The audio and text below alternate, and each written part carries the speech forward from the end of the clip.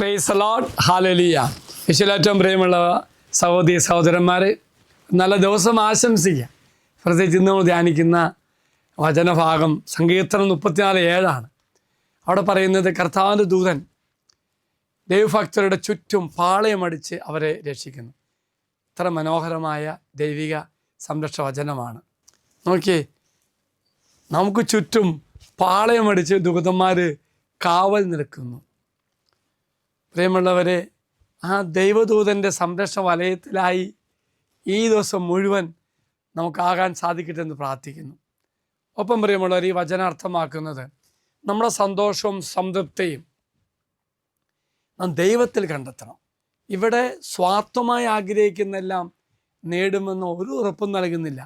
മറിച്ച് ദൈവമായിട്ടുള്ള ബന്ധത്തിൽ നമുക്ക് മാറ്റം സംഭവിക്കും. അപ്പം നമുക്ക് മാറ്റം സംഭവിക്കുമ്പോൾ എന്ത് ചെയ്യും?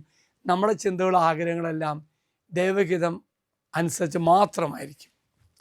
അപ്പോൾ നമുക്ക് ദൈവത്തിൽ ആനന്ദിക്കാൻ സാധിക്കും. ദൈവത്തിലും അവൻ്റെ സാന്നിധ്യത്തിലും അവൻ്റെ വഴികളിലും സന്തോഷവും ആനന്ദവും സംതൃപ്തിയും കണ്ടെത്തുവാൻ നമുക്ക് സാധിക്കും എന്നാണ് അർത്ഥമാക്കുന്നത്. പ്രിയമുള്ളവരെ, ദൈവഹിതമനുസരിച്ച് ജീവിക്കുമ്പോൾ, നമ്മുടെ ആഗ്രഹങ്ങളെല്ലാം ദൈവഹിതത്തോട് ചേർത്ത് വെച്ച് നമ്മൾ ജീവിക്കുമ്പോൾ നമ്മുടെ ഹൃദയം ദൈവത്തിൻ്റെ ആഗ്രഹങ്ങളുമായി മാറും. അപ്പോൾ നമ്മുടെ ഹൃദയത്തിലെ ആഗ്രഹങ്ങൾ സ്വാഭാവികമായും ദൈവം നമുക്ക് വേണ്ടി പ്രവർത്തിക്കും. ഇവിടെ അർത്ഥമാക്കുന്നത്, നമ്മളിപ്പോൾ ഒരിക്കലും സ്വാർത്ഥപരമായി ആഗ്രഹിക്കത്തില്ല, മറിച്ച് ദൈവത്തിൻ്റെ ഉദ്ദേശത്തിനനുസരിച്ച് നമ്മുടെ ആഗ്രഹങ്ങളെ നമ്മൾ രൂപപ്പെടുത്തും. അപ്പോൾ എന്തു ചെയ്യും? ദൈവം നമുക്ക് വേണ്ടി പ്രവർത്തിക്കും. അപ്പോൾ ദൈവത്തിൻ്റെ മനോഭാവത്തിൽ നമ്മൾ ഉയരുകയും ചെയ്യും. ഇതാണ് അർത്ഥമാക്കുന്നത്.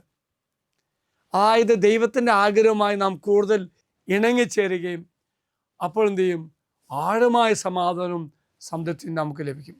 പ്രിയമുള്ള, ഇത്ര അർത്ഥമാക്കുന്നത് നമ്മുടെ സ്വാർത്ഥമായ ആഗ്രഹങ്ങൾ മാത്രം നിറവേറ്റപ്പെടുമെന്നല്ല, മറിച്ച് ദൈവത്തിൻ്റെ മനോഭാവത്തിനും ദൈവത്തിൻ്റെ സ്വഭാവം അനുസരിച്ച് നമ്മൾ സ്വപ്നങ്ങൾ കാണും, ആഗ്രഹിക്കും. അപ്പം നമ്മുടെ മനസ്സ് ദൈവത്തിൻ്റെ മനസ്സുമായി ഒന്നായി ചേരും. അപ്പോൾ ദൈവം ആഗ്രഹിക്കുന്നത് മാത്രം നമ്മൾ ആഗ്രഹിക്കുള്ളൂ. അങ്ങനെ ദൈവികതം അനുസരിച്ച് മാത്രമാകുമ്പോൾ നമ്മിലൊരു രൂപാന്തരം സംഭവിക്കും. ഈ രൂപാന്തരീകരണം ദൈവം തരുന്നതാണ്, അല്ലാതെ ഒരു മാന്ത്രികമായ സൂത്രവാക്യമല്ല, മറിച്ചത് ദൈവമായുള്ള ഒരു ബന്ധം നമ്മുടെ ആഗ്രഹങ്ങളും പ്രതീക്ഷകളും ചെലുത്തുന്ന ആഴമുള്ള ഒരു സ്വാധീനം എന്നാണ് അർത്ഥമാക്കുന്നത്. Price the lord, hallelujah. പ്രിയമുള്ളവരെ, ദൂതന്മാർ കാവൽ നിൽക്കുന്ന നിമിഷം നമ്മുടെ പ്രാർത്ഥന നമ്മൾ സ്വർഗത്തിലേക്ക് ഉയർത്താം. ഈശോയോട് പറയാം, കർത്താവേ, എനിക്ക് ചുറ്റും ദൂതന്മാരെ കാവൽ, ആ ഒരു സാന്നിധ്യം അനുഭവിക്കുവാൻ എന്നെ അനുഗ്രഹിക്കണം. ഒപ്പം ഞാൻ സ്വപ്നം കാണുന്നു ആഗ്രഹിക്കുന്നെല്ലാം ദൈവത്തിൻ്റെ ആഗ്രഹമനുസരിച്ചും ദൈവ സ്വഭാവം അനുസരിച്ച് മാത്രമാകണം. അപ്പോൾ എന്തു ചെയ്യും? എന്നൊരു രൂപാന്തരം സംഭവിക്കും. ഇന്ന് നമുക്ക് പ്രാർത്ഥിക്കാം, കർത്താവിൻ്റെ മനസ്സോട്, കർത്താവിൻ്റെ സ്വഭാവത്തോട് ചേർന്ന് രൂപപ്പെടുന്നൊരു മനസ്സ് എനിക്ക് ദൈവം തരട്ടെ എന്ന് പ്രാർത്ഥിക്കാം. ദൈവം എല്ലാവരും അനുഗ്രഹിക്കട്ടെ എന്ന് പ്രാർത്ഥിക്കുന്നു.